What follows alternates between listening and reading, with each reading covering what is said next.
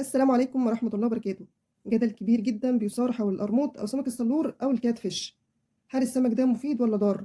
وفوائده أكتر ولا أضراره؟ نشتريه ولا بلاش منه؟ لو هنشتريه نشتريه إزاي ونعمل بيه إيه؟ تعالوا نجاوب على أول سؤال، وهو هل القراميط مفيدة ولا ضارة؟ مجموعة من الباحثين عملوا دراسة واتنشرت سنة 2021 في المجلة الآسيوية لأبحاث الكيمياء التطبيقية. البحث أو الدراسة دي كانت عن سمك السلور الإفريقي أو القرموط. شافوا فيه نسبة البروتين والدهون والأملاح المعدنية. نسبة البروتين في سمك السلور ده كان 19.3%، ودي نسبة بروتين محترمة جدا. ولقى إن نسبة الدهون كانت 8%، وأغلب الدهون دي كانت أوميجا 3 وأحماض دهنية مفيدة، وكان من ضمنها حمض الأوليك أسيد، والحمض ده بيقلل مخاطر الإصابة بالقلب والأوعية الدموية، يعني بمعنى أصح مفيد لصحة القلب. أما الأملاح المعدنية في سمك السلور الإفريقي أو القرموط حسب الدراسة كانت نسبته 1.5%، وكان بيحتوي على نسب عالية من الكالسيوم والفوسفور والحديد. دي كانت الفايدة أو القيمة الغذائية لسمك القرموط. طب إيه بقى مشكلته؟ مشكلة السمك ده إنه بيعيش في المصارف والمياه الراكدة، وبيحتوي لحمه على الزئبق والمعادن الثقيلة وكمية كبيرة من الملوثات السامة الموجودة في جسمه. ولكن الملوثات دي بتعتمد على حسب حاجات كتير وعلى حسب عدة عوامل، زي مثلا نوع المية اللي القرموط بيعيش فيها، وكمان الأكل اللي بيتغذى عليه، وعمر السمكة وحجمها. وبناء على العوامل دي هنحدد إزاي نشتري سمكة القرموط. مبدئيا كده السمكة اللي معايا دي أنا ذبحتها قبل الحلقة عشان أقدر إن أنا أصور الفيديو وأتحكم فيها. انتوا شايفين كده لونها بسم الله ما شاء الله فاتح، ودي اهم حاجة لما تيجي تشتري سمك القرموط، ان لونها يكون فاتح، يعني رصاصي فاتح او بني فاتح. كل ما كان لونها فاتح كل ما كان افضل، وكل ما كان سمكة القرموط لونها غامق كل ما كان اسوأ، ودل على ان المية اللي هي كانت موجودة فيها كانت مية مصارف ومية مش كويسة ومية راكدة ومية مش نظيفة. تاني حاجة لما باجي اشتري سمك السلور او سمك القرموط ده بشتريه الحجم الصغير. السمك بيعتمد في التغذية بتاعته على النباتات والطحالب الموجودة في المية. كل ما بيبدأ يكبر وحجم السمكة بيكبر بتبدأ تاكل حاجات مش كويسة، يعني قوارض وفران وحاجات مش كويسة من البيئة اللي حواليه. ده غير كمان ان كل ما كان حجمها كبير وعمرها اكبر في المية اللي هي مش نظيفة دي جسمها يتشبع اكتر. يعني مثلا لو السمك ده موجود في منطقة المية بتاعتها هي منطقة صرف صناعي، فطبعا كمية الملوثات فيها والزئبق والحاجات دي تبقى عالية. كل ما السمكة قعدت فيها لفترة أطول وعاشت فيها فترة أطول جسم السمكة هيتشبع أكتر بالملوثات دي. وكل ما كان حجمها وعمرها أصغر هيكون التشبع بيه أقل، التشبع بالملوثات دي أقل. كمان نشتري السمكة وهي حية ونتأكد إن هي حية، مش سمكة ميتة والتاجر اللي بيحركها بإيده عشان يوهمك إن هي صحية. وهنا فكرة بقى إنك تشتري من تاجر أمين، تشتري من حد واثق منه إن السمك بتاعه فعلا سمك صاحي، سمك حي، سمك طازج. ما يكونش جلدها ملزق، ما يكونش جلد السمكة ملزق ولزج، يعني هي ممكن تكون ميتة وبدأت تدخل في مرحلة تحلل أو فساد. لا، يكون الطبيعي بتاعها اللي هو الزوجة العادية الطبيعية. سمكة القرموط غير بقية السمك اللي احنا عارفينه، غير البوري غير البلطي غير بقية السمك. سمكة القرموط فيها عندها رئة، لذلك هي بتقدر تعيش بره المية لفترات طويلة. خلاص اشترينا سمكة القرموط بالمواصفات اللي قلنا عليها. ايه اللي هنعمله؟ اول حاجة طبعا هنعملها هو ان احنا هنقطع الراس بتاعة القرموط اللي احنا هنذبح السمكة عن طريق ان احنا هنقطع راسها.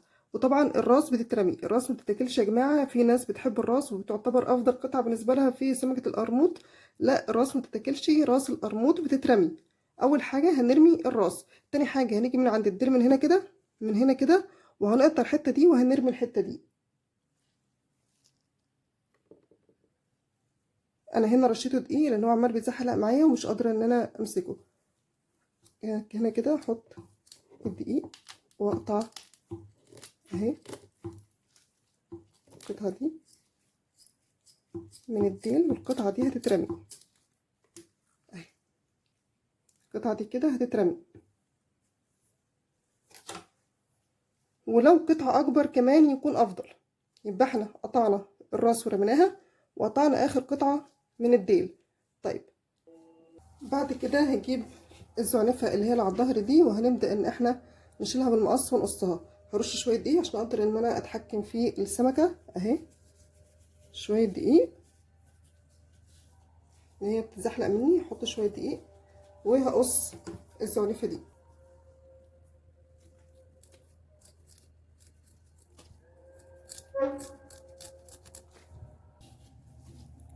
بعد كده هنروح جايين بالسكينة وبين الجلد واللحم، وفاصلين بين الجلد واللحم كده، تمام، وسلخين الجلد. هنعمل فاصل كده بين الجلد واللحم عشان خاطر ان انا اقدر اسلخ الجلد. هسلخ الجلد وارمي الجلد. يبقى احنا رمينا الراس، ورمينا اخر قطعه هنا من الديل، وهنرمي الجلد. هنرمي ايه كمان؟ هنرمي الاحشاء الداخليه، للسمكه. طيب في حاجه انا بس حبيت اوريكم المصارين بتاعت السمكه او المعده بتاعتها او البطن بتاعتها فيها ايه. اهيت دي بطن القرموط اهي، دي الامعاء بتاعته، وده اللي جواه، ده اللي جوه بطن القرموط، ده اللي جوه بطن القرموط. لا في فران ولا في سحالي ولا في حاجه. ليه؟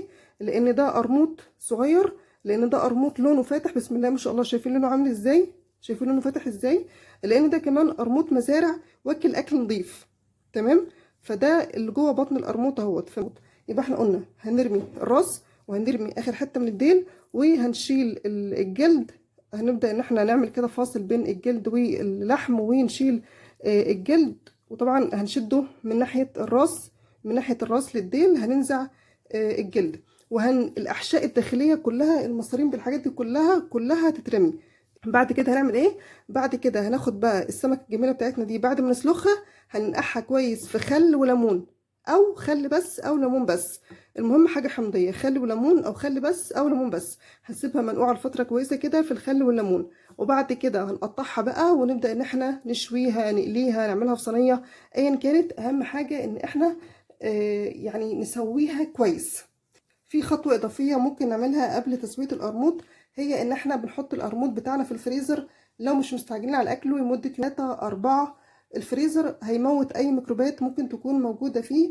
الفريزر كمان لو في طفيليات موجودة في القرموط ده، التفريز هيموتها. يبقى أنا ممكن أفرزه الأول كمان كزيادة احتياط، وبعد كده أبدأ إن أنا أسويه كويس. أما بقى فكرة هل القرموط حلال ولا حرام؟ القرموط بيحيض، القرموط ملوش قشور، القرموط من الجلالة وبياكل حاجات ميتة وحاجات مش كويسة، فبالتالي أكله حرام.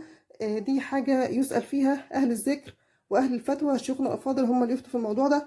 أما كل اللي يخصنا إحنا، مفيد، في نسبة بروتين عالية، في نسبة دهون وأحماض أمينية مفيدة، في نسبة كالسيوم ونسبة حديد ونسبة فوسفور، وفي أملاح معدنية جيدة جدا.